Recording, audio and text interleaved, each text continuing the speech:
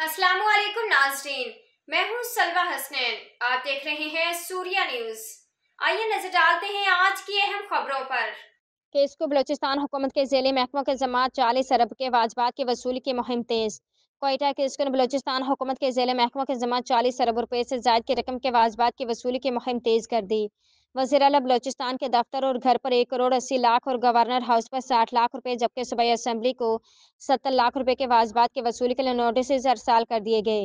तर्जमान केसको के मुताबिक सूबाई हुकूमत के महकमों के ज़िम्मे तकरीबन 40 अरब रुपये के बकाया जात वाजिब अलादा है। तर्जमान के मुताबिक बलूचिस्तान के महकमे पब्लिक हेल्थ एंड इंजीनियरिंग ने केसको के 19 अरब रुपये, महकमा तालीम ने 9 अरब रुपये, जबकि महकमा सेहत ने 3 अरब, महकमा पुलिस ने 1 अरब 26 करोड़, कमिश्नर्स और डिप्टी कमिश्नर ने केसको के 1 अरब 10 करोड़ अदा करने हैं।